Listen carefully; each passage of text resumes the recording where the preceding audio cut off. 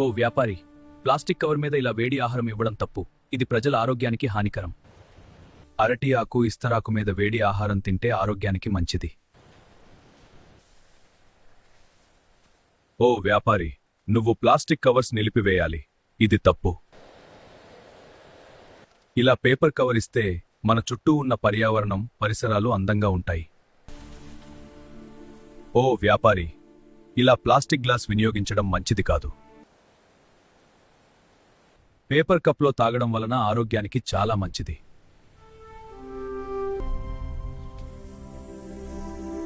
కొబ్బరి బొండాలు తాగి ఎక్కడ పడితే అక్కడ పడేయకూడదు. దాని వలన కొబ్బరి బొండాల్లో దోమలు చేరే అవకాశం ఉంది. ఓ వ్యాపారి, జనాలు తాగేసిన కొబ్బరి బొండాలని ఇలా రెండుగా చేసి వాటిని గొనె సంచిలో ఉంచితే దోమలు నివసించే అవకాశం ఉండదు.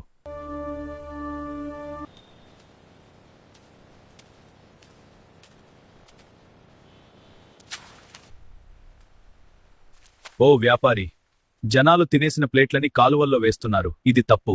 తినేసిన ప్లేట్లని చెత్త డబ్బాలో వెయ్యమని చెప్పాలి. ఇది నీ బాధ్యత. మిత్రమా, నీటిని వృధా చేయడం, ప్రజలను ఇబ్బంది పెట్టడం తప్పు. ఇలా చేయడం ఉత్తమం.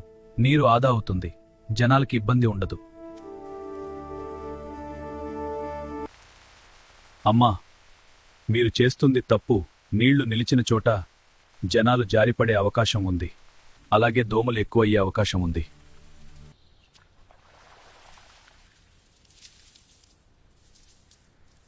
ఇలా చేయడం ఉత్తమమైన పని. దోమల్ని అరికట్టవచ్చు, జనాలకి ఇబ్బంది ఉండదు. భక్తులారా, plastic plates, water bottles, ice cream cups కాలువలో వేయడం వలన డ్రైనేజీలు బ్లాక్ అవుతాయి. అలాగే రోడ్ల మీద వేస్తే అవి గాలికి ఎగిరి జనాల మీద పడతాయి. ఇలా చేయడం చాలా పెద్ద తప్పు. మన ఊరు మన బాధ్యత. పరిశుభ్రతే పరమేశ్వరుని సేవ. స్వచ్ఛ శ్రీకాళహస్తి మన బాధ్యత.